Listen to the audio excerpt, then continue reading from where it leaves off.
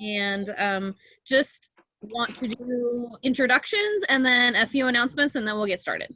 So I am Lisa Catherwood. I am the statewide YTP coordinator. Jesse? Jesse Berkey, technical assistance provider for YTP, Mid-Willamette Valley, Woodburn to Southland County. Mary Jo? Hi, I'm Mary Jo Erickson, and I am a technical assistance provider for all south of Lane County, all the way down. Terry?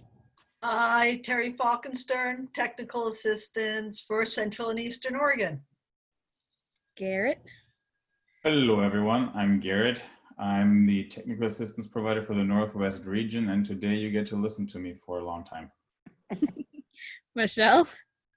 Hello, I'm the technical assistance provider for Multnomah, Clackamas, Hood River, and North Wasco counties. And Sally? Good morning, or I guess it's afternoon now. Good afternoon, everyone. I hope everybody's having a great Thursday. And I'm Sally Simich from the Department of Ed, and my area that I work across the state is secondary transition. Thank you. Okay, so a couple announcements. Most people have their names up on their thing, but if you do not have your name showing, can you please type your name, not into the chat, but change your name on the little screen, okay?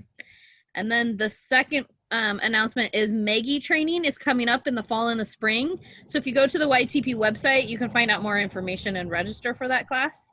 And it's a great class for you guys to take, so go check that out. Good, Kim. I'm glad you're registered already. Okay. I love the Maggie book, by the way. Great. It's good training. I hear lots of good things about it. Yeah. All right. Okay, so Garrett, take it away. I will try if my technology cooperates. Here we go. Quick recap. We are here in our very special Virtual Summer Academy Series 2020. And the big goals that we have is to talk about the shift of YTP to a cohort model, and then how it affects local teams and program implementation. Last week, Michelle gave us a really good introduction talking about the paradigm shift that we are working on and have been thinking about a lot over the last, I want to say ever since I started. I don't know if those thoughts started even before then, but there's a lot of thought that has gone into it. And so Michelle gave us a kickoff and really introduced the idea of how we want to intentionally design our professional development for all of you as we move ahead with this, but also to just create some good patterns for all of us in that sense. Today, we're gonna take a deep look, or a very close look, as Michelle said last week, at the essential program characteristics. So my goal is to help you understand what they are, how they support program development, implementation, and evaluation, understand how to use the essential program characteristics as a self-evaluation tool, and how to develop and implement program improvement for YTP based on these essential program characteristics. So why are we doing these meetings? Why do we provide professional development? Why do we have summer academies, fall regionals, and all these other YTP meetings? We want to work alongside you to help improve YTP, to then in turn improve outcomes for the youth that is enrolled in YTP as they seek engagement and employment and work towards their personal career goals. What do you see here? This is an open question. I'd like some feedback. Hint, it's not the non-flattened COVID curve.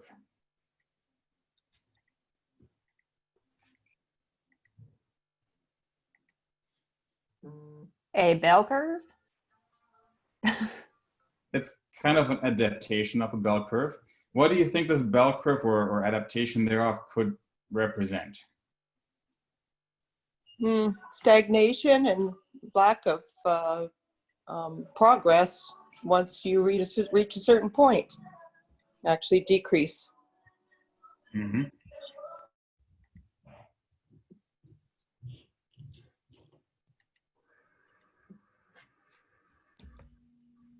Any other thoughts? I think it takes a while for people to learn new skills, and after everybody's up to speed and knows what they're doing, then it tends to fall off again.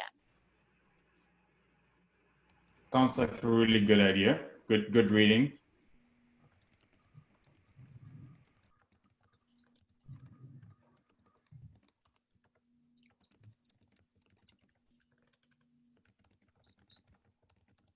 I'll give you one more chance.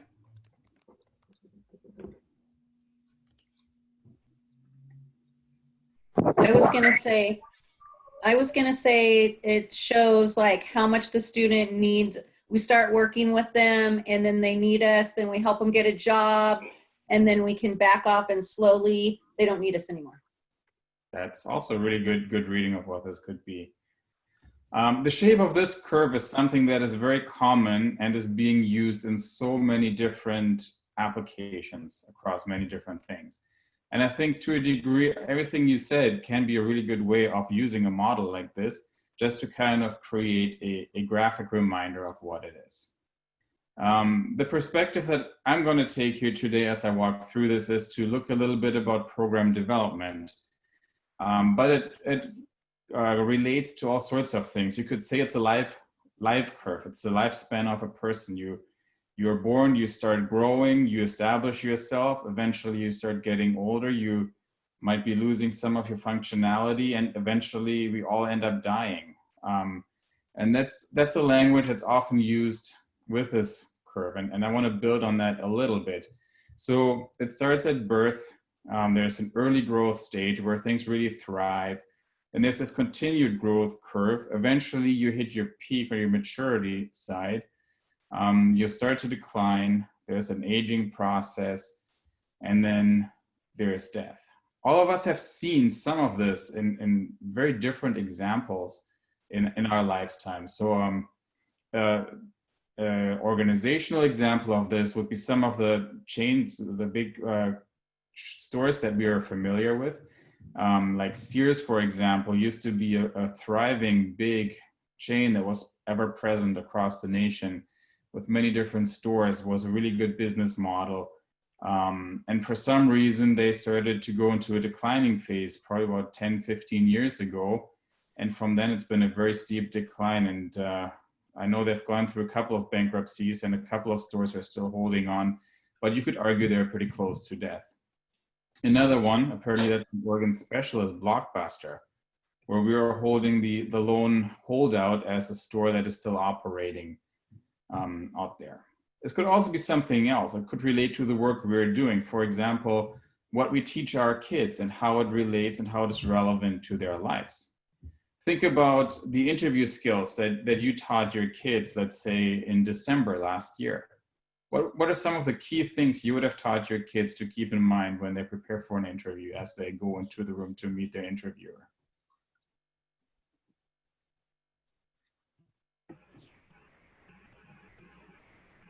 Shaking hands, eye contact, not fidgeting, things that are very virtual instead of, I mean, like, you know, like you see it when you're in an interview compared to when not.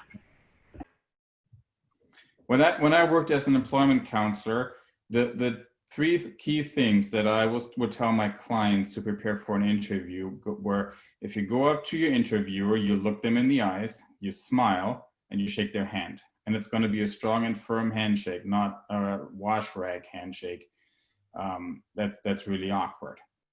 If we look at where we are today, what would we tell our kids today if they had to go to an interview?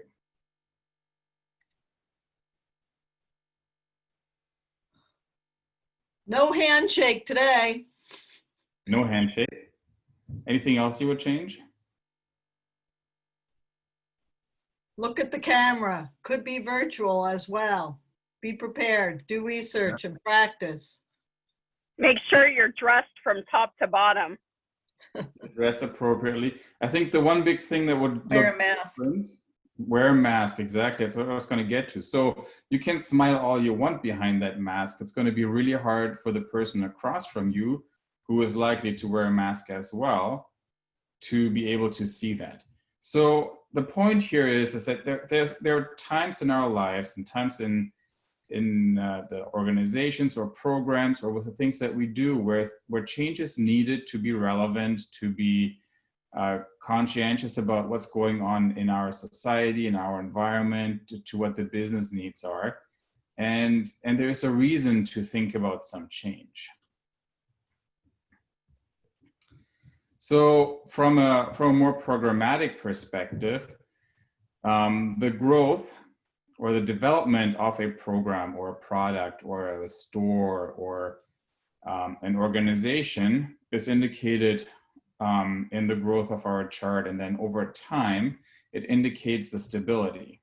Again, thinking back to our lifeline, when a kid is first born, there's very little stability. They can't walk, they're having a really hard time doing anything besides a few little things that are very exciting to new parents, but getting pretty boring for others quickly. But as you grow, you build stability. You learn how to use your body, how to navigate. I think I just lost you guys. There we go. How to navigate life and grow in independence until later on in life, many people, again, develop a level of independence, need supports, need help getting around. And that's a common thing. So for looking at the organizational side of things, organizations like businesses or institutions, for example, must shape and respond to their environments as a whole. They can't just sit there and keep doing what they're doing because things change every year in a sense. For YTP, that means that we too have to shape, or we have to respond to our environment. And it's especially for you guys, the local community and business needs and the most current research that's available to us to use to make informed choices and decisions in implementing our YTP. Why are we going here? The Every Student Succeeds Act that was issued in 2015, the Workforce Innovation and Opportunity Act from 2014, and the Individuals with Disabilities Education Act from 2004 note the expectation of the use of scientific and or research-based and or evidence-based or promising practices. So basically, the laws that govern the work that you do, that we do, tell us we need to use research to really have a good argument of why we do the things that we do and implement what is proven successful. Sometimes that also means that we work and complement research and innovate and come up with new things. The idea though is that we're not just working because we have a gut feeling that this is the right thing. There's some evidence that supports this. Another summary is that when educators practice that research has shown effective, use practices that research has shown effective, students perform better. We get better outcomes. Students are moving ahead, they're learning faster, and they're retaining knowledge better. Let's celebrate. Who's 30 this year? We are. We all are. We talked about that a little bit last week. And I want to recap quickly a few more detailed looks at our timeline. So YTP on one slide would look something like this. Before 1990, some smart people came up and they saw that there was a need for students to receive help in getting out of high schools and be successful, find employment and other things. And so they formulated two goals. They said that they would like to develop a program that focuses on improving post-school transition outcomes for youth with disabilities by preparing them for employment or career-related post-secondary education or training. And with doing so, they said, we're going to meet a need that we feel. But they didn't stop there. They said, we're going to set ourselves a second goal. And this goal is to increase capacity and create systems change in schools and other agencies serving students with disabilities in transition from school to work. And with this goal, they identified a systemic need. That they said we can do better as a whole, not just within our schools, not just for individual students, but we have a really big goal in mind. And with these goals, whether or not they're formulated like this at the point, I don't know, because I was still in elementary school at that point. YTP was born and started. And again, I wasn't around in its early days. I'm a very new person to YTP in that sense, but there were successful but uneventful years at the beginning of this. And in 2019, YTP became a predictor of post-school success.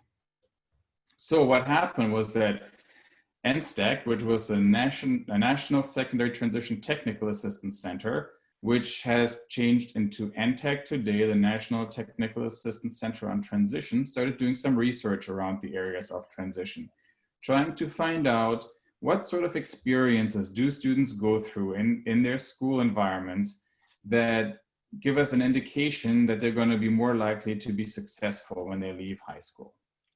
One of these was a transition program. And YTP was one of the two prime study examples they used to develop this observation and making this predictor. So the predictor of post-school success of a transition program provides the research-based essential program characteristics for YTP.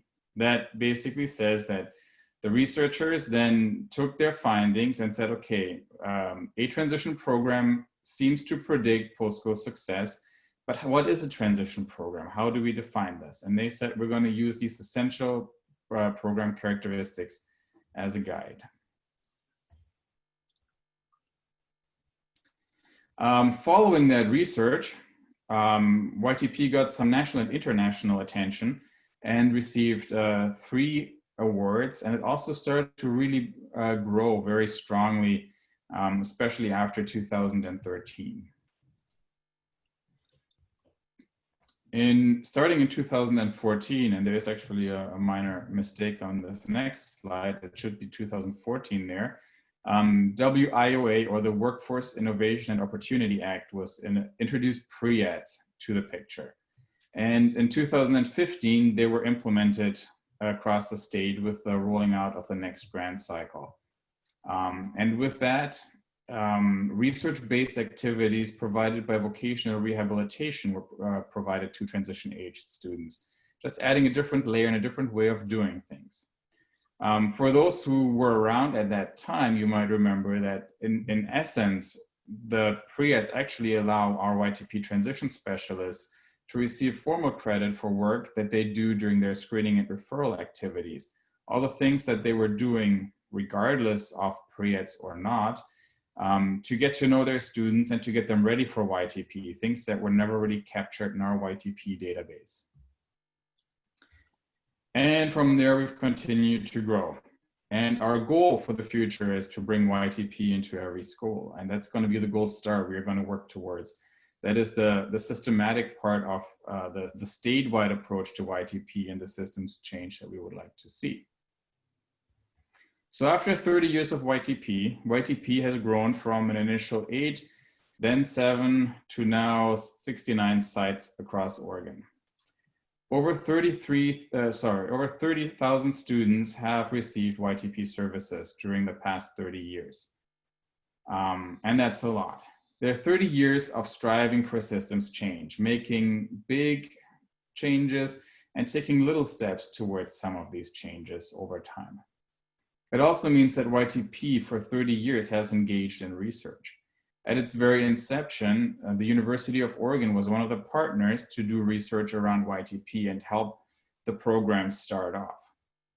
I already mentioned NTACT, which is now taking over the work of NSTAC, and their work around the predictors of post-school success, really looking at in-school experiences students have and how that indicates positive outcomes after their school experience. The other part they do is they look at evidence-based practices. So for the teachers on the call, that's really something that might interest you. It's step-by-step instructions of how you can adjust your instructional strategies to teach students. Beyond that, YTP has participated and cooperated in many other research projects, 2 of which would be STEM Eco and Paths to the Future. And I know that the STEM Eco people, most of them are actually skipping out today because they have their own training event happening on the side. But those are some really exciting things. And if you're interested in learning more, feel free and ask your technical assistance providers or some of the sites that have been partnering with us. For the next 30 years, what are our goals? I already mentioned, we want to bring YTP into every high school across Oregon. And as a TAP team or technical assistance team, as a YTP management team, we want to continually improve YTP across Oregon. That means we're going to be walking with you and helping you along the way in terms of trying to find innovative ways, trying to come up with new ways of doing things to stay relevant. We encourage you to participate in research, and at times you might get tapped on the shoulder and asked to be part of projects. And at times we just send out surveys and ask you to provide some feedback. That's another level of research that you continuously are invited to be a part of. And then we also want to help you implementing the best available research that we have. Now, I've got another question for you. What makes a transition program a transition program?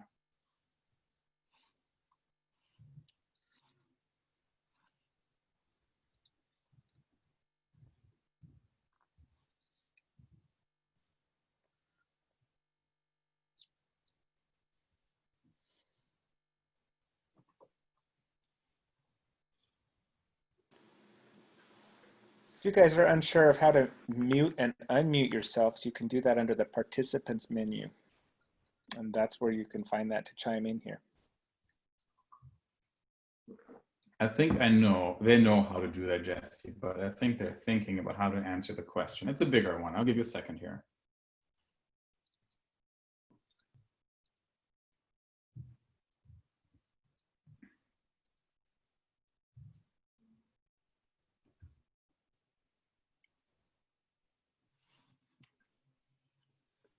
Kim, I see you raised your hand. What would you like to say? Hi, hello. For me, I live in a rural community, and I think if I'm seeing students that I met them maybe sophomore, junior year, and I've worked with them, and then a couple of years later, I'm out in the community and I see them working, that's a successful transition. Is that what you're asking? Is what that's a transition. It looks like to you? I want to take it one step further from, I think we talked about what a transition is last year a fair bit, and I know you weren't around at that time. Okay. Now, focusing on transition, how do we build a program that really makes transitioning more successful?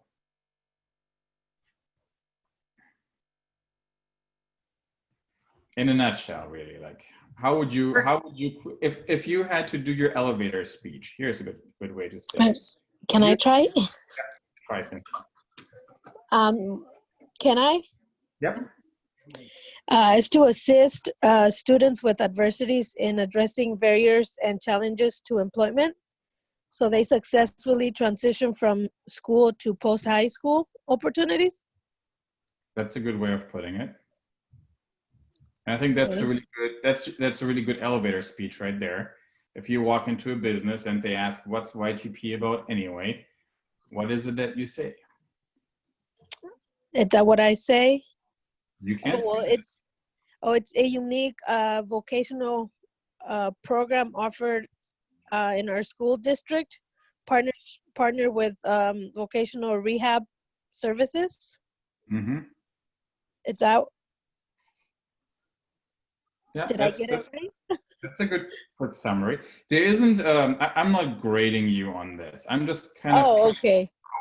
I'm trying to probe and wonder where are you at in your understanding when you answer these questions. And then when I put you on the spot like this, I'm not going to get a textbook answer that is well thought out and mulled over. It takes us as a management team on average probably 6 months to formulate a statement and publish that would meet that sort of level of fine tuning. But I'm putting you on the spot here. I want to see how you do when you're forced to react. Okay. Well, see, I turned red and I'm not even in the camera. All good. Thanks for trying. Anyone else? There are a lot of comments in the chat. It appears people rather chat than speak up. But I can read one or two if that's okay. Let's see. Let me start. Partnerships. The youth that need our services to be able to transition from school to adulthood. Partnership between school and voc rehab. When you are collaborating with outside resources such as VRC, CDDP, SSDI, and assuring that these students are able to access these resources with the help of a transition specialist. Making connections and comfort in moving to adulthood, set up for success. Elements that include activities and services to move students to employment. There's a lot. Best transition practices that adequately prepare 16 to 21-year-old students for competitive employment and active participation in their communities. Well, that's a really good answer. The last one was probably the most polished one out of all of those, but there were a lot of really good thoughts in there. And as you can see, there's a lot of different ways of looking at this. Now I'm going to give you the textbook answer that we didn't write as a YTP management team, but that came out of the research that I mentioned that created these predictors of post-school success. They say that a transition program prepares students to move from secondary settings to adult life, utilizing comprehensive transition planning and education that creates individualized opportunities, services, and supports to help students achieve their post-school goals in education, training, employment, and independent living. Now, from there, trying to take things to the next level, the question is, what are essential program characteristics? And again, I went to the textbook and I did some digging, and this is kind of important to think about. The essential program characteristics must be evident for the program to be considered as or be consistent with a predictor of post-school success. These characteristics are necessary for implementation and evaluation of the program's effectiveness. I just put things into plural. It was written about an individual one, but altogether, that's what they do.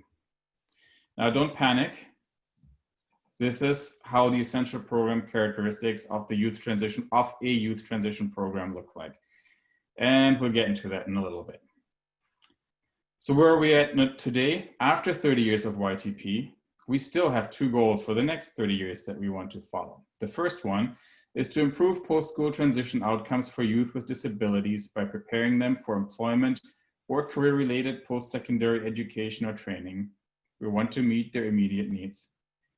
We also want to increase capacity and create systems change in schools and other agencies serving students with disabilities in transition from school to work, which is meeting a systemic need. So really, the goals that some smart people came up with over 30 years ago haven't really changed. We still want to pursue those two goals, and those two goals are going to drive what we do in YTP, regardless of how YTP looks like and what other things we might have to think about adjusting as a program to be relevant and helpful to our students. So that all this is just the introduction to bring us to this point, to talk about using the essential program characteristics for program development. Program development, before we go any further, to me, really is something that happens in two situations. It happens when you are about to launch a new program, you have a brilliant idea, and you're trying to create something new. It also happens if you're part of a program that already exists and part of that ongoing evaluation that I kind of seem to hint at repeatedly here in my presentation. Trying to look at how we're doing, are we meeting the goals that we have, are the things that we are saying should be happening, and if we do these, are we doing them the best way possible? That is an ongoing program development piece. Program development should always lead to program implementation. And once we implement a developed program, we always need to go back and evaluate, which brings us back to the beginning of program development. So there's a little bit of a cycle that's happening here. What do we mean by essential? Again, I'm thankful for Michelle, who threw out that idea in her presentation last week. If we wonder about a word, a good way to find out is to consult the good old book, Merriam-Webster, especially the second definition, the 3 words, basic, indispensable, and necessary, stood out to me as I was thinking about this. So when we talk about essential program characteristics, we're talking about the program characteristics that would summarize the very basic of what a transition program looks like. We're talking about the characteristics that are indispensable, or in other words, that are necessary to create the program. If we don't implement these characteristics and don't have the presence of these characteristics, our YTP might not meet the definition of what a transition program looks like. And why are we asking these questions? Why are we going at these things? Again, we want our students to receive the best services possible. We want them to be successful. It's about them at the forefront, not about us. So then what are the essential program characteristics of YTP? Flashback, last week, we saw this picture here. And if we flash back a little further to our fall regionals, we talked a little bit about essential program characteristics, and we gave you a very quick overview. So essentially, we worked sort of doing the very bottom level of remembering what those things were. I'm hopeful that today we can understand a little bit better what these essential program characteristics mean and how they might affect the work that we are doing together at all the sites across Oregon. So essential program characteristic number 1 is provide a systems level infrastructure to monitor and guide students to obtain post-school goals. So I got a question. When we throw out a big word like infrastructure to you as part of YTP, what does that mean to you?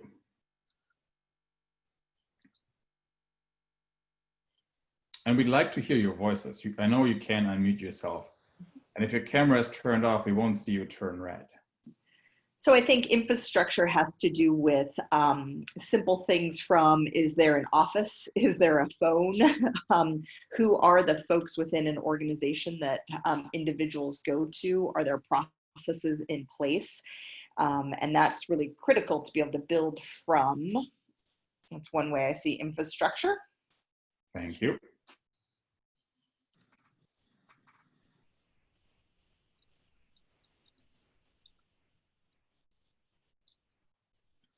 I would say is the administrative team, and I mean like the SPED team and principals, vice principals, that administrative part of the team, are they on board with making sure that a transition specialist has all of the, like that was said before, you know, office, phone, the time and space to do what they need to do? Thank you.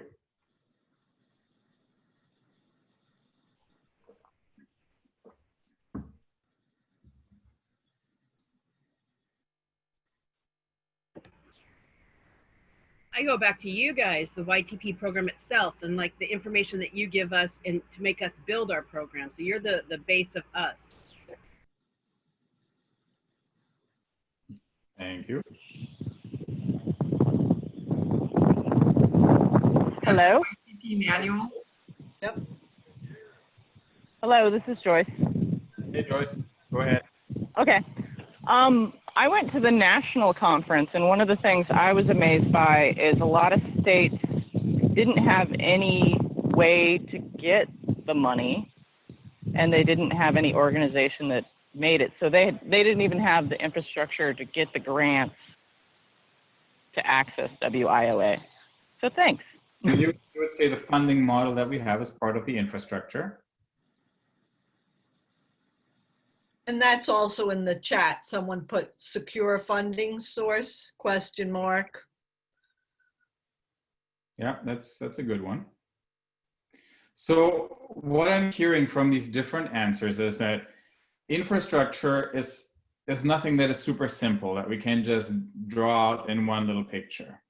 When I was looking for something to put it on the side of the slide as to help you visualize this, I was having a really hard time until I hit this little picture here that says infrastructure, stability, flow and pull, physical systems and social systems.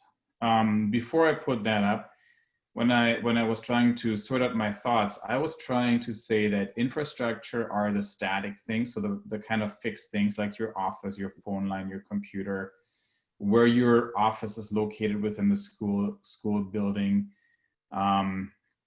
and the flexibility that needs to be provided as part of your employment contract to allow you to flex your time, to be outside of school when you need to do those things, and connect with businesses and help students. But it also has these dynamic parts. So another really big dynamic part on the infrastructure side to me is the partnerships and how they're built in. So your teams really, and how they cooperate. It's your administrators, it's a changing staff. So nothing is ever really set in stone on the dynamic side that changes. So I have a question, a little poll question, just a really quick one. It's a yes or no answer. But do you have a team that meets regularly with all 4 of your core team members? And somebody was going to launch that for us. So take a second and answer in the screen that should pop up. Here it goes.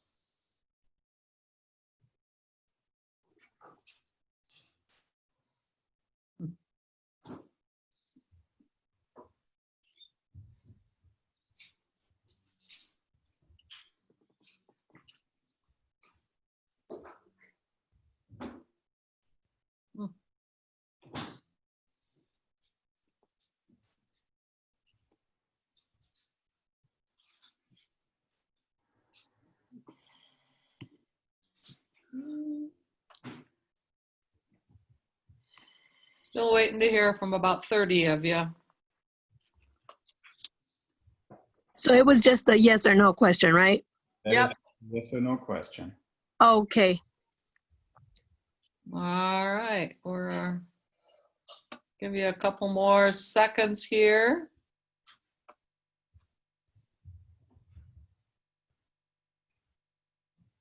All right, it's been a minute. I'm going to end it. We're at about 60% yes and 40% no. Wow.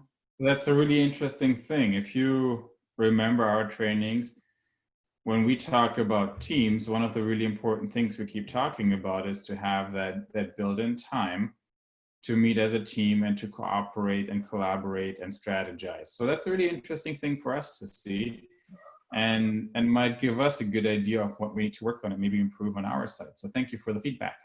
Can I give an explanation as to why? Because I was one of the ones that chose no. Well, one of the things that really drives YTP is that you collaborate as a team. You have the different team players, and each of these team players plays a crucial role in their area of expertise.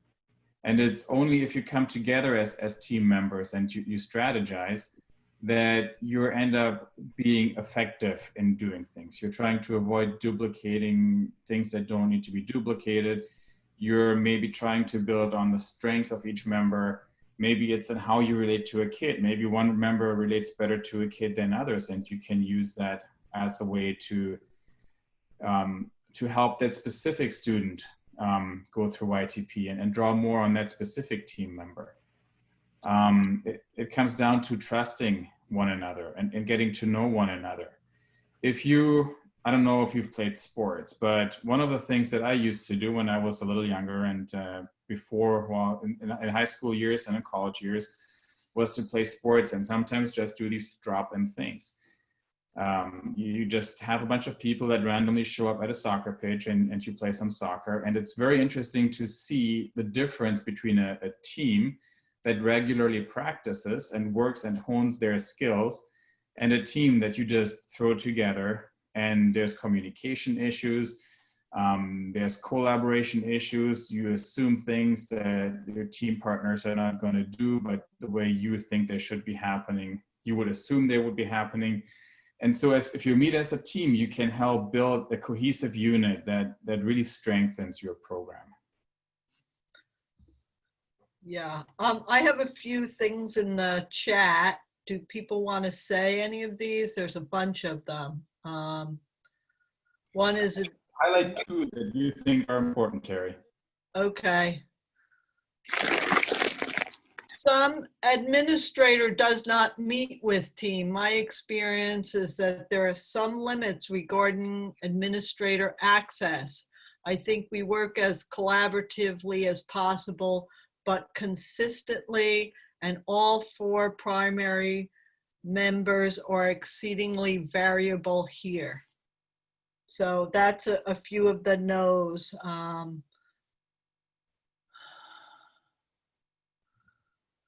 We were until COVID-19. Since then, we are trying. So there's a variety of reasons.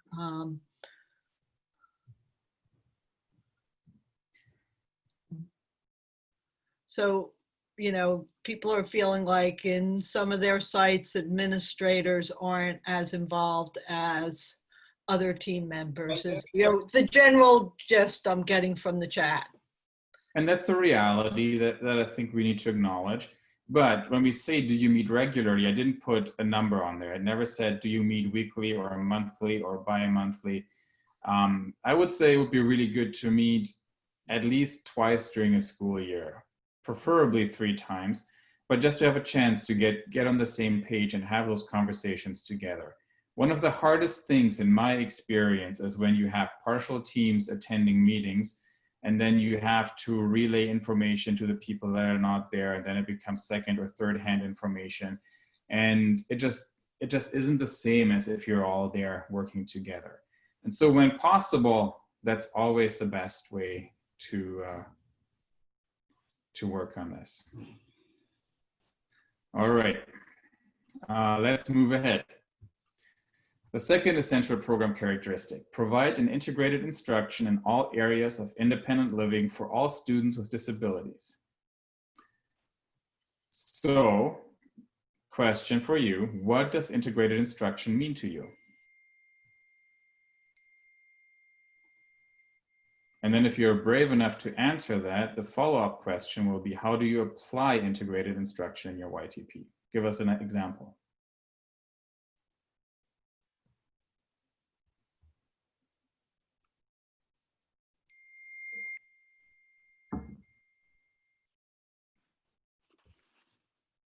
Okay.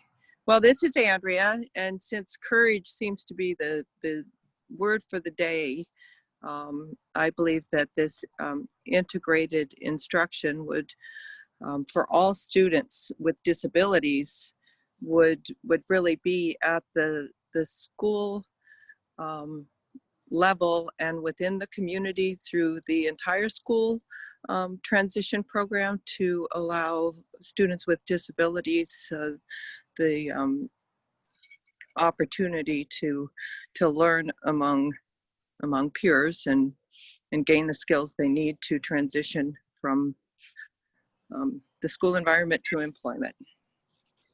Okay, thank you. And how do you do that in your YTP?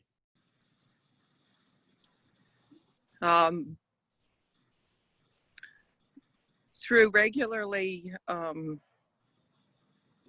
providing all of those, pre-ed services in a variety of groups and to not only students with disabilities, but those that could, and also, integrating the student into the community more to be able to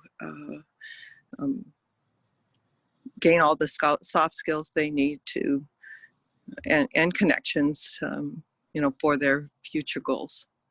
Okay, thank you. Hi, I'm going to give it another try. Would a student-led business be a way of doing that, integrating all of the students together to create and implement a student-led business? It can be. I think especially integrated instruction is trying to especially connect the things that traditionally you learn in the classroom with your real life. How do we bridge this gap? So if you look at that little graph, there are these kind of core subjects of things that everyone is supposed to learn, but then ask the question, how does this connect to my life and career skills? So to me, that can mean you have, let's say, little Johnny in your classroom who is struggling with math, but really likes to work hands-on and has some carpentry skills and wants to get into carpentry construction. And so you can pose him a question on a piece of paper, and he is really struggling and trying to make that work. But you give him a saw and a tape measure and a couple of pieces of lumber, and he can basically work out exactly that question as a life or career skill out on a construction site that he is struggling to understand when it's staring at him posed as a question on paper, and he is just supposed to do the math part of it. It's like just some building some learning skills. So aside from just memorizing things, and this is where I was always, when I was in school, I was so jealous of my sisters. My primary learning skill is definitely not memorizing things. I would actually say that memorizing specific facts is one of my weakest things. I am a conceptual thinker, and I need to understand how things come together and work together for me to make sense. My sisters, on the other hand, they could memorize things that were just beyond my comprehension and the capacity of my brain. It really helped them. All my sisters are now working in the healthcare field.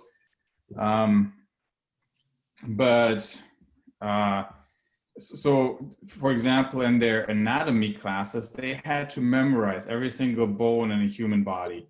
And one of my sisters, who is a physiotherapist, had to remember every single muscle and how it attaches to the bones and how all these things work. And I just look at the pictures that she had to study and the skeleton that she bought that is now in her closet, and shake my head and say, like, I would never be able to tell you whatever you call the little bone that's in this part of your body, or the muscle that attaches from the top of your skull somewhere to your shoulder.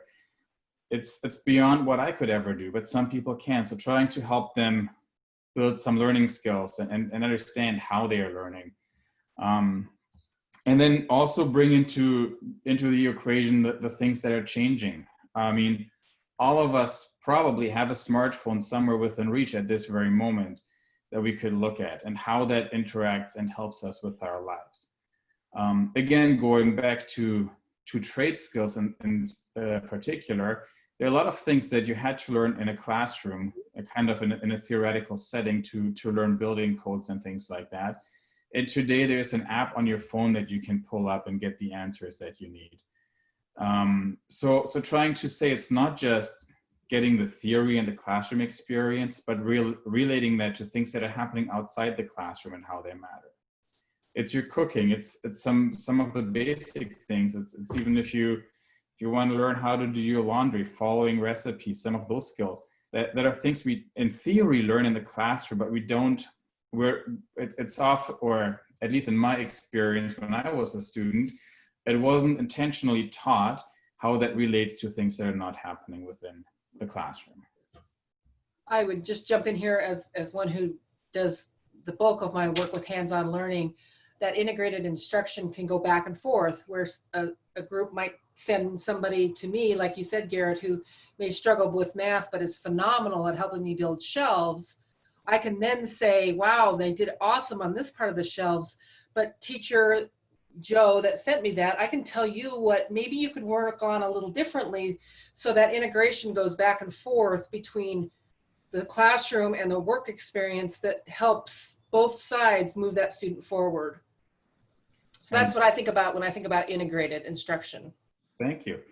And just like that, Becky, you brought us back to our teams discussion. You have team members and you have different strengths.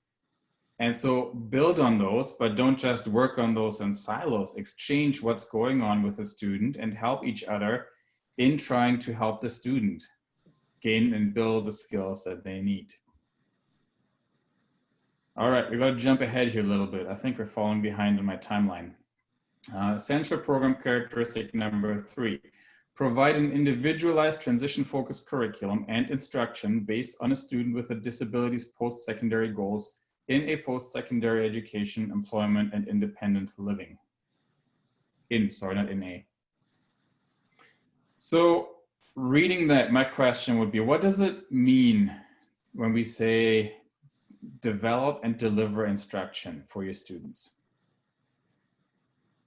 And maybe add the term individualized instruction.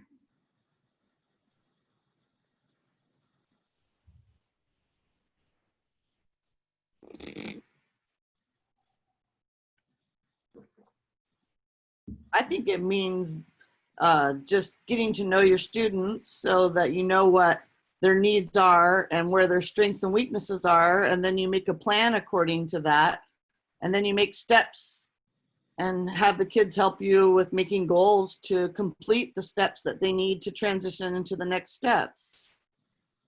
So let me ask you this. Are you trying to develop these steps and make a plan based on strengths and weaknesses, or are you planning according to the goal they have and then see what they need to get to that goal? Good question.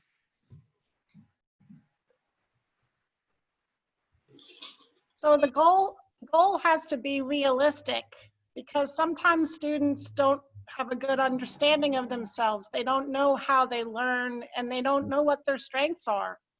So sometimes it's kind of like a reality check. You know, you have to work with them so that they can understand themselves better. And part of this, I think, is about maturity and accepting responsibility for, you know, like seeing yourself clearly. I think that's a fair point. So a big challenge is to get to that goal point. And I think goals are going to come up as one of the program characteristics here as well. But developing and finding out, learning about a student's goal is important, and putting that into perspective, as Kimberly just said, so that it makes sense and is attainable for the student, and then build instruction around that. To me, and again, my background isn't in the school system. It's been working as an employment counselor, but working on a similar setting was to try and identify those goals and then be very goal specific and see what are the gaps and the things that we need to overcome to be able to achieve this goal. And then craft activities around that really fit, or draw from, we at the time had a toolbox of different outside service providers and programs that we could send our clients to help them meet their specific needs, and not send everyone through the things and work on things that they didn't really need because they were already at a point where that was either not needed or was at a level where it was functioning and workable. Garrett, if I could just add something that, you know, seems like a really important piece to developing and implementing that plan is, you know, when YTP specialists, when we're able to go and attend the IEP meetings. And so a lot of those vocational goals are, you know, added to the IEPs. So I feel like that gives us a really good roadmap for developing, besides the assessments that we do with the student and sort of exploring. I think attending those IEP meetings and knowing what specific vocational goals are added into that document, that's a really important piece too. Thank you. Good comment. I think I'm going to rush through this one a little bit so we have time to talk about some of the later ones. But the fourth essential program characteristics is to provide instruction and training in natural environments supported by classroom instruction. Or to put it simply, either you take your students out of the classroom or you bring the outside into the classroom in a way that is possible. Now, for for our instructors, for our teachers, it's always a very big endeavor to take students out of the classroom. It takes a lot of planning, it takes funding, it takes organizing, it takes a lot of energy. For our transition specialists, that's something that should come more naturally, because we are really trying to help you guys get out in the communities and help students get out there and experience things. But again, it's trying to say that what we learn in the classroom, we don't learn for our teachers, we don't learn for our IAs or our transition specialists. It's the things that are going to have that real life application outside of this learning environment that makes a difference. And on that note, every moment that you spend with a student, especially outside the school, is a teachable moment. So it's one of those things where in YTP, we basically always have to keep our eyes open and observe and say, I wonder if I can use this very moment to teach my student a practical lesson in the way they behaved or in something they did or didn't do, and make that memorable for the student so they remember that.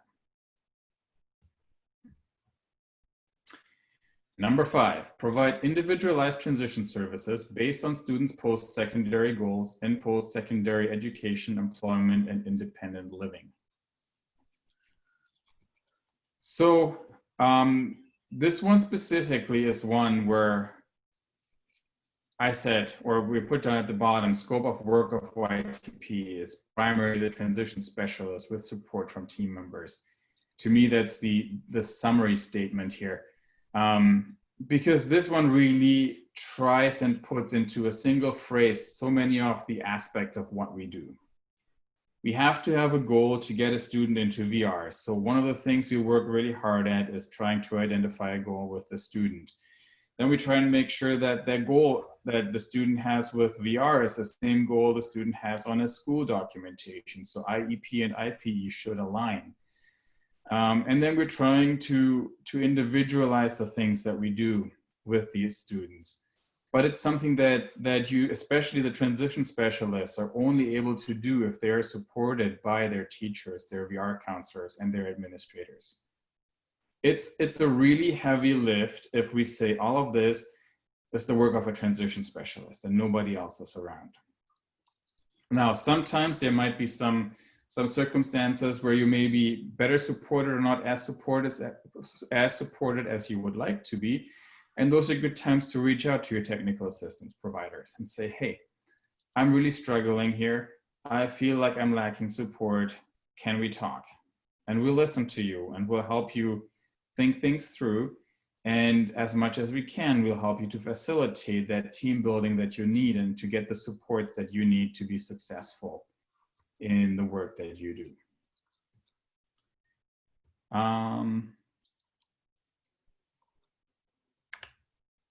How do you individualize transition services in your YTP? Let's hear a story or two.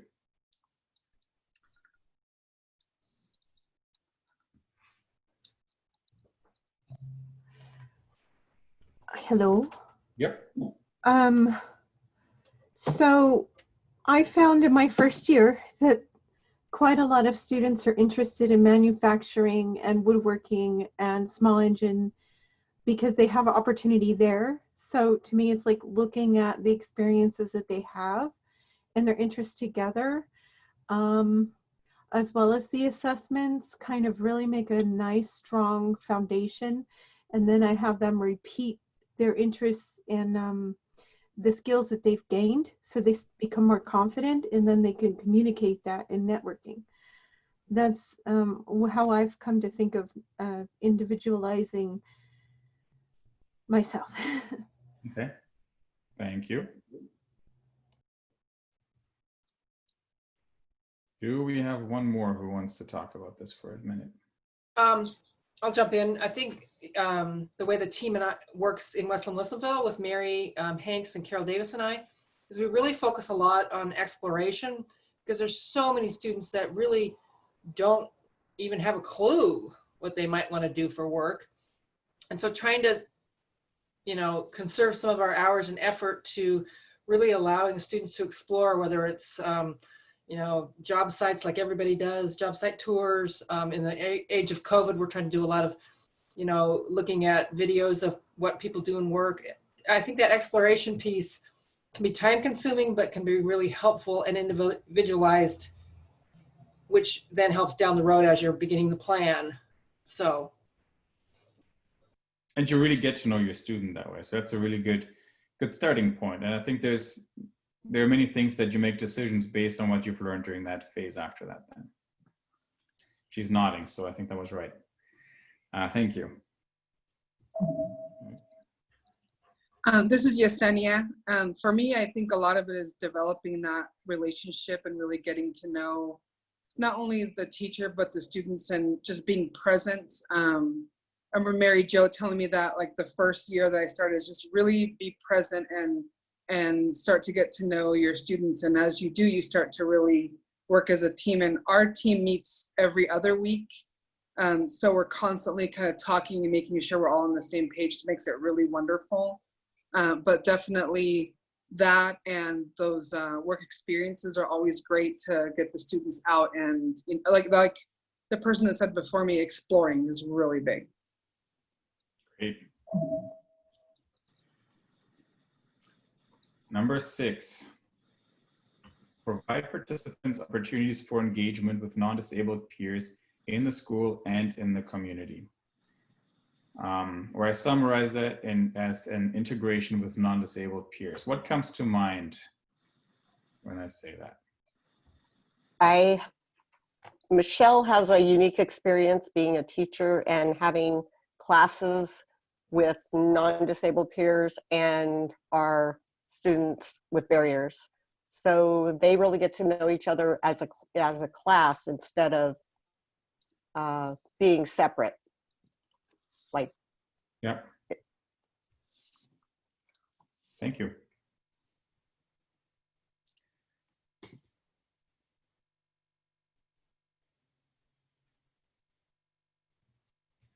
How does it look like at some of your other schools? What do you do to foster integration with non-disabled peers? Well, at Crater, a lot of our students, all of the students have to participate in an internship. So we try and meet with the coordinators of the internships, and sometimes we can also place some of our students that are disabled in the same areas that they're going to be working with other peers. So it's kind of nice to have a natural support and just be there with peers that you already know. So it could be like Walgreens, they're going to be stocking shelves. So we might have 3 students doing that, and one of them may be a non-disabled peer, and the other 2 would be students that experience a disability. Great.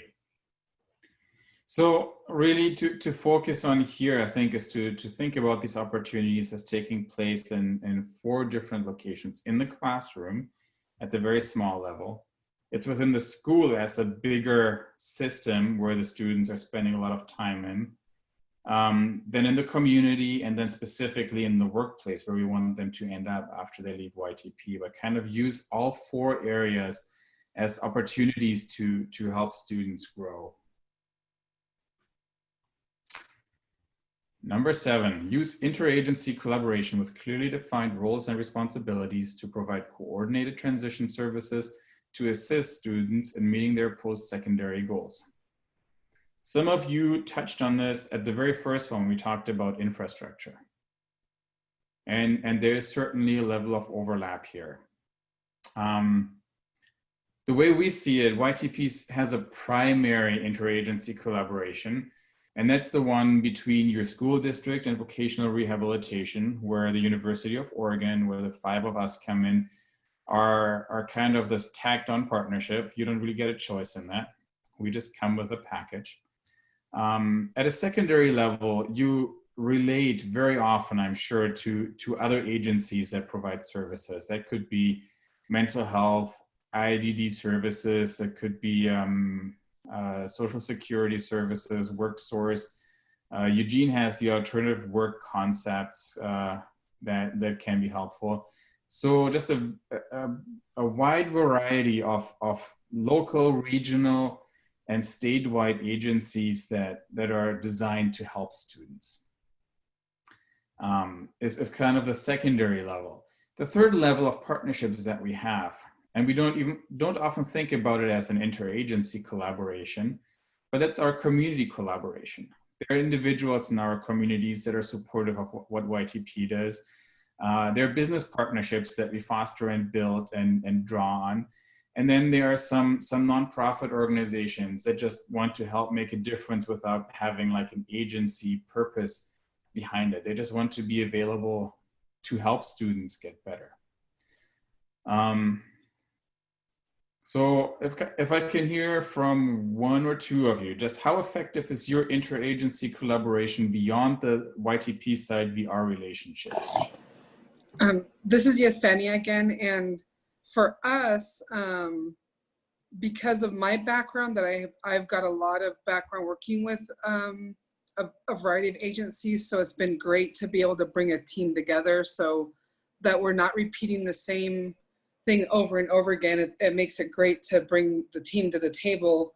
Sometimes it might be a mental health provider, or it could be maybe that person qualified for DD services or whatnot. And we've had anywhere from a therapist, for mental health show up, to a DD case manager, to a VR counselor. We've also done, we did a family agency night where we invited providers, so our agencies to come in and talk. So VR, WIN, DD services was there. And what we did is our students prepared a meal. So it was a dinner that we served while they were doing their presentation, and we had a really great outcome. Great, thank you.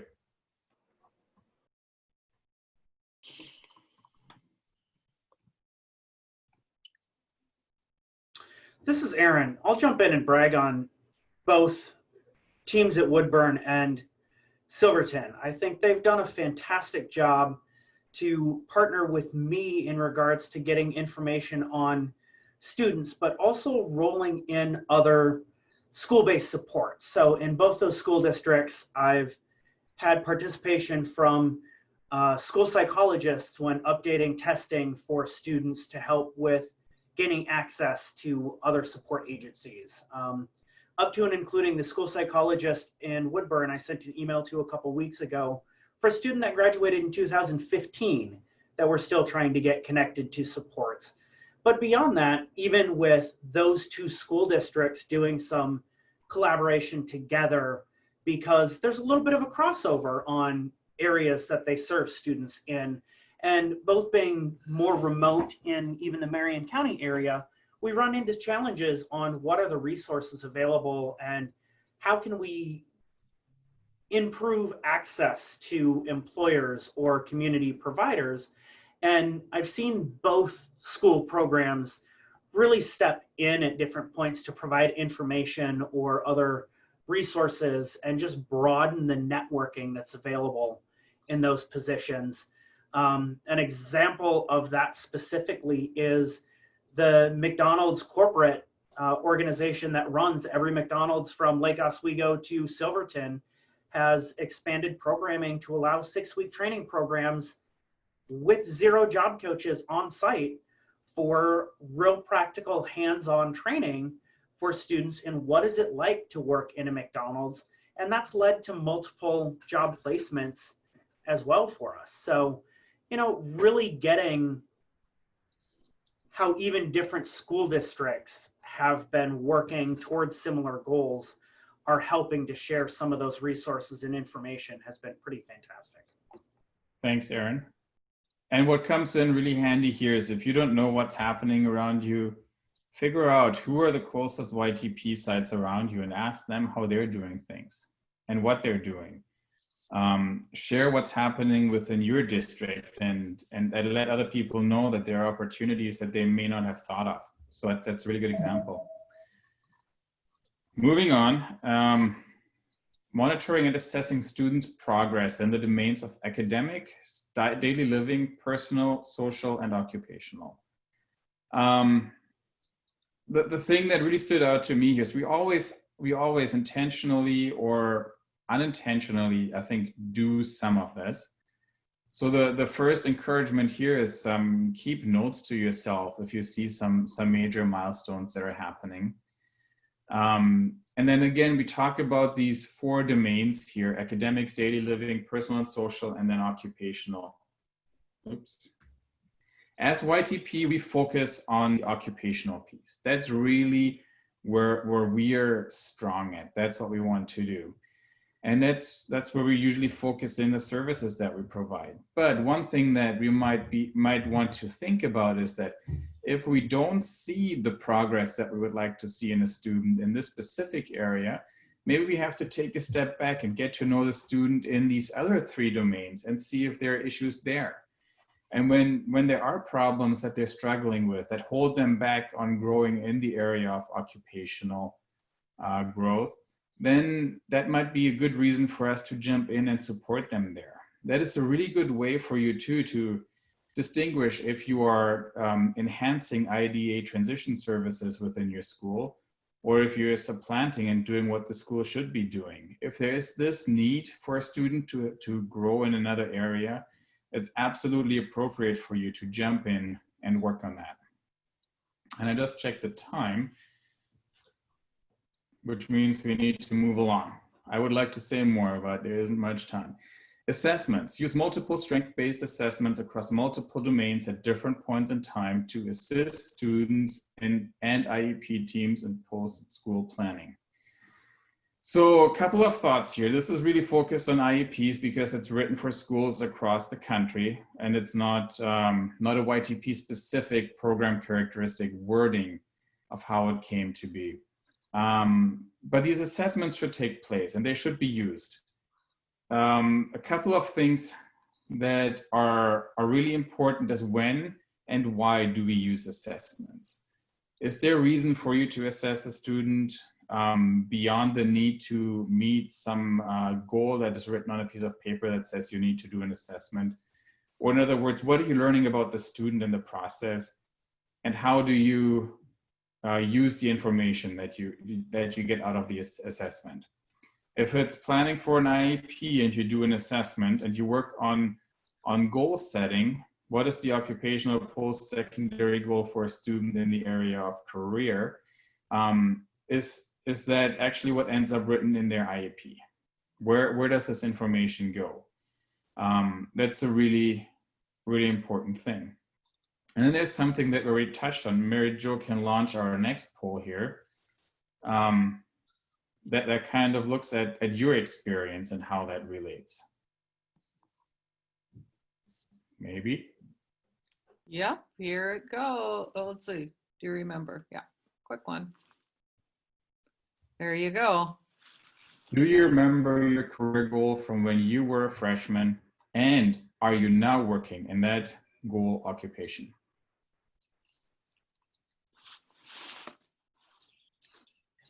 Well, that's a double barrel question. Yeah, right? I can remember it, but no, I'm not working in it. How do you want me to answer? Well, then you don't answer. Then we give you a little bit more slack on those people who don't want to answer. And while you do that, I can tell you a little bit about my story. When I was actually, I think in grade 9, I had my mind set on being an engineer. One of the things I really didn't want to do, and this is a little challenging to admit at times, was work with people. I had some bad experiences in school being around people, and I kind of wanted to be a loner and do my own thing, deal with technology and deal with stuff, but not with people. And so that was my goal, and I was working towards that goal until after graduation. Things happened in my life and I changed my mind on that, and I'm doing anything but working in an engineering profession today. So the feedback here is overwhelmingly clear to me that most of us have significantly changed our minds over time. And that's something that we see in students. And that's one of the reasons why we should not just stop doing assessments after we do 1 or 2, but reevaluate. And the beauty about assessments is we have formal assessments and informal assessments that we can access. And it doesn't always have to look like it's a big probing session you do with a student. It could just be asking a few good questions to get a picture. And if you have more questions than answers after that, then you might want to go into the next step and maybe reassess on a little more formal basis. But they help us gauging progress of students. They help us developing goals. and they help us measuring if what we have been doing has been successful. Let's start with a poll here. It's the last poll for the day. Okay, here we go. Number 6, here it comes. Do you still ask your parents for advice and or guidance today?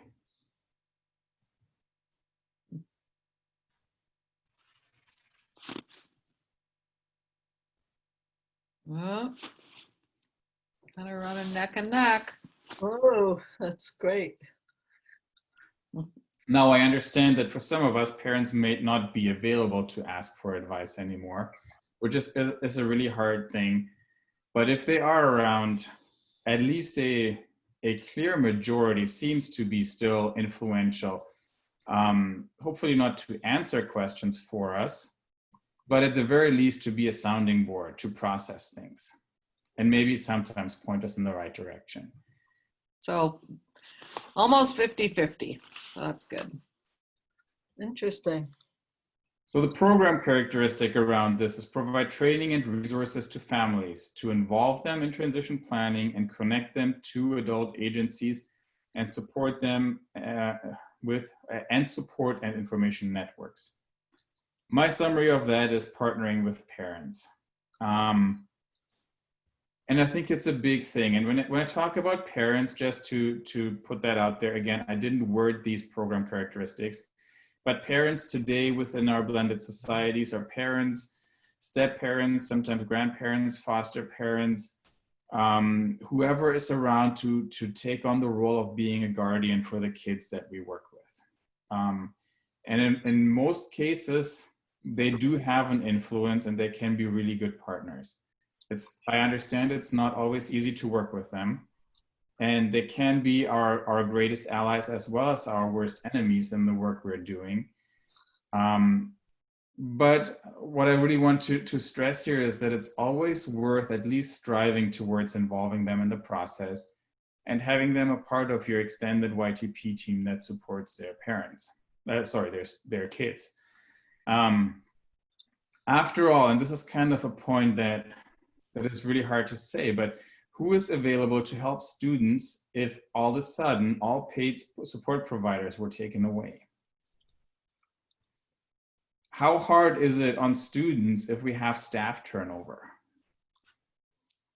Especially for transition specialists, I think as technical assistance providers, we've seen the numbers of the things that happen to a program when we have a transition specialist leave and a new transition specialist come on, especially if it's only one transition specialist working within one particular school. Continuity and building these relationships is really important. And whether we like it or not, often parents or guardians are the most persistent relationships in our lives. And when we can, we should try and build on these relationships and use them to our benefit. The final essential program characteristic is conduct program evaluation to assess effectiveness of your transition program.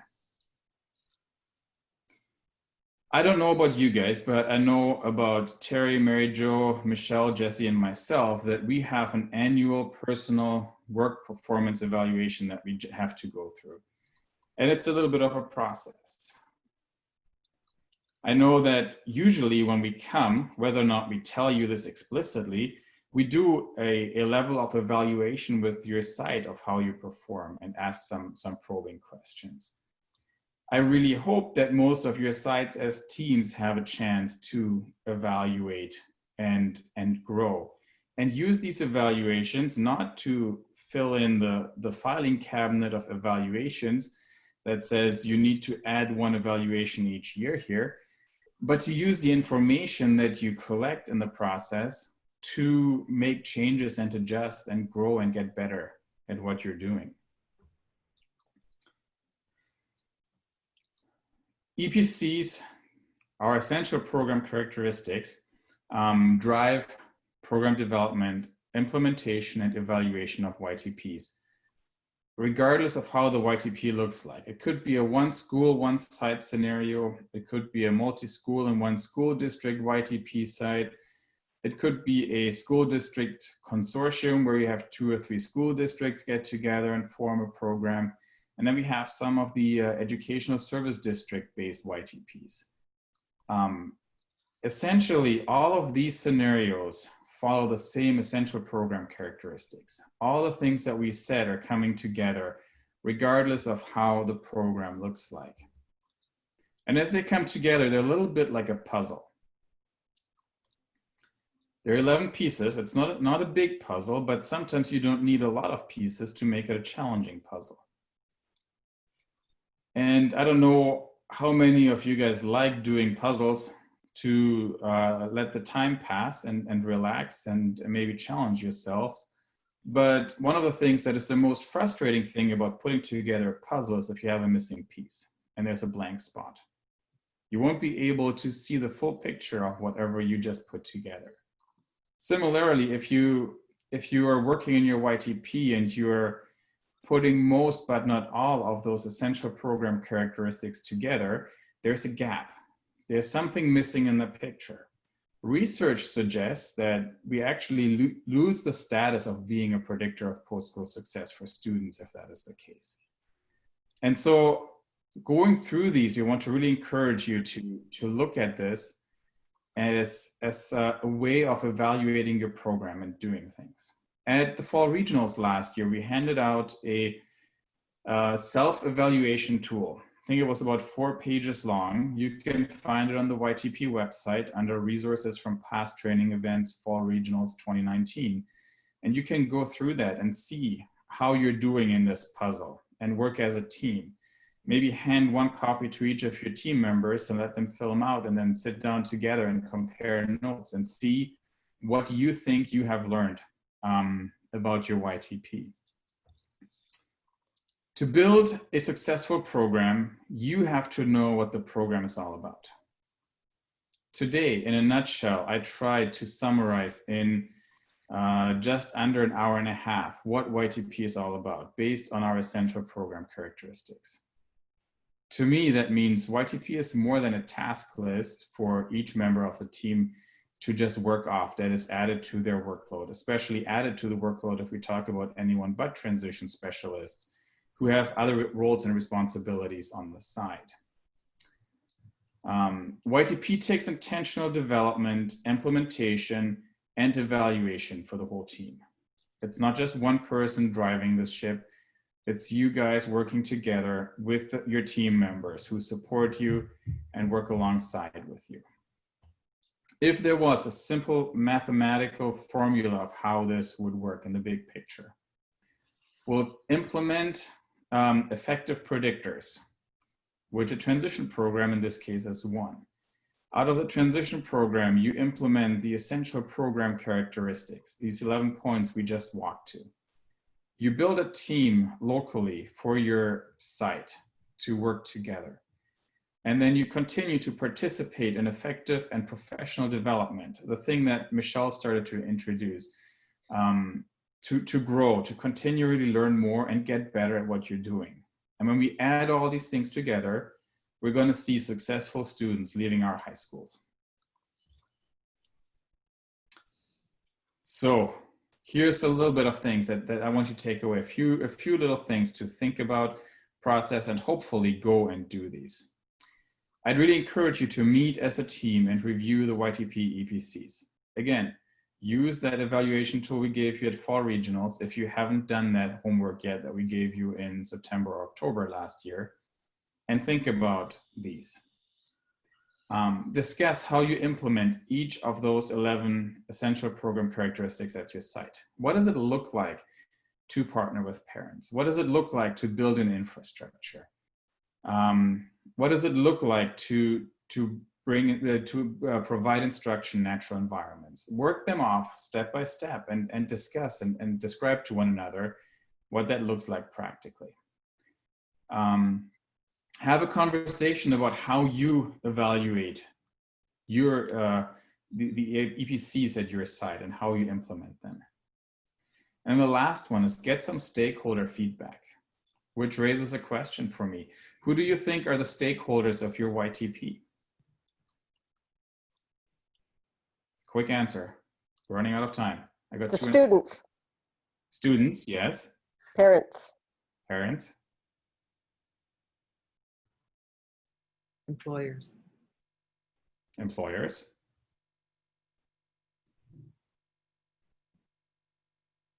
VR. VR, Schools. schools,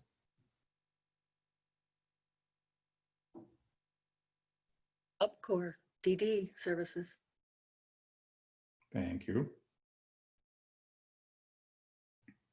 And include some of those people that you think are really hard to include. Maybe see if you can get some feedback from a superintendent, someone who is sitting high up in the ranks of the school system.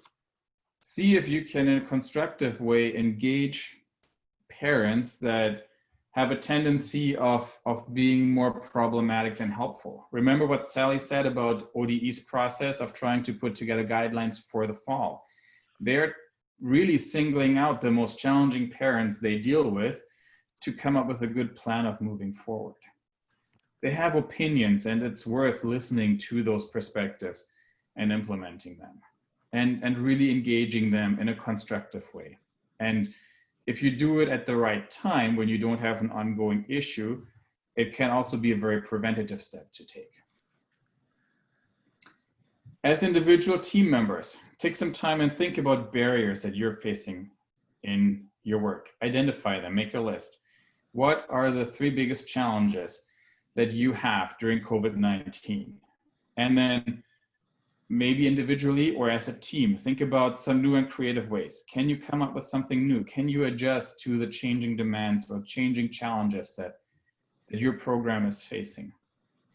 And after you think about them, try them out, see what happens.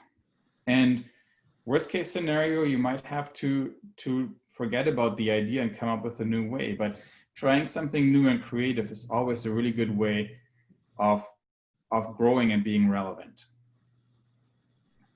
As we move ahead, the resources that the YTP management team is going to develop will be underpinning the essential program characteristics to the work that you are doing locally. And Michelle put out this really beautiful spiral for us. That's basically the way that I think we need to look at this, trying to understand these a little more and trying to learn how to use them and implement them and grow our YTPs so that we can work with students. Here's a quick final history lesson to take away. In 1899, Charles H. Duell, the director of the US Patent Office, said, "Everything that can be invented has been invented." 120 years later, 21 years later, I think we can be very confident and say that this was not an accurate statement. And so it's good to think about new things. It's good to know that our environments are changing and that adapting to these environments will continuously encourage us to be innovative, to be creative, and to invent new ways and new things. I know we're hitting the mark here, but if you have any questions, feel free and ask.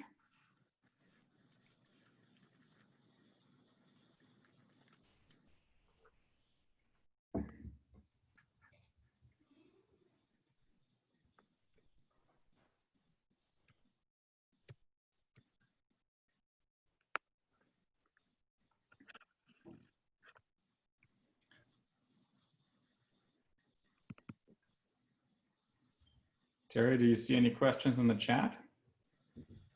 Nope. Our network is so creative and innovative. Love doing this work with you all. That's a comment. That's it.